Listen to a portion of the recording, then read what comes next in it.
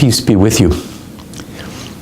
That was the greeting that Jesus gave to the apostles on that first Easter Sunday night when he entered by some mysterious means to the room that they were locked in out of fear.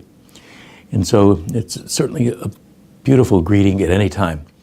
And the fact that Jesus himself used it adds even more importance and solemnity to it.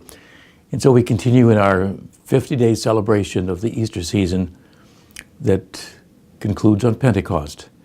And so during these Easter days, particularly on the Sundays, the first part of the season, we had Gospels usually describing either the discovery of the empty tomb and or an appearance of Jesus to his disciples or to others.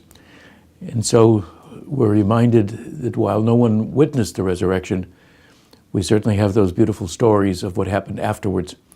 But as the season moves on, we've exhausted the number of appearance narratives available to us, and so we begin to move in different directions. And on the fourth Sunday of Easter, each year of our 3-year cycle, the gospel is taken from the 10th chapter of the Gospel of John. And that chapter is always dealing with shepherding, sheep gates, or other imagery that Jesus applies to himself. And so as that day comes on, it's also the World Day of Prayer for Vocations. And so again, it's certainly something that councils can take advantage of. The fact that you may have potential members of our order, but have not gotten around to inviting them.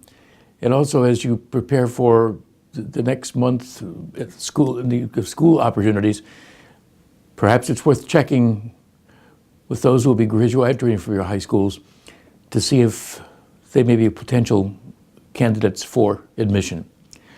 And also, if you have not checked with any adults brought into the faith, these men would certainly delight in being included and invited. And so as we continue the celebration, again, reminding ourselves that we share that faith that has been bestowed upon us.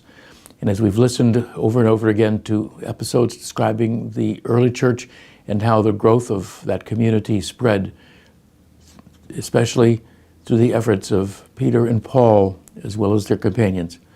And so once again, it is a blessed time. And as we look ahead to the conclusion of the Easter season with the Feast of Pentecost, that Holy Spirit is still in our midst. And it's a reminder that God invites us to be sharers in spreading the good news.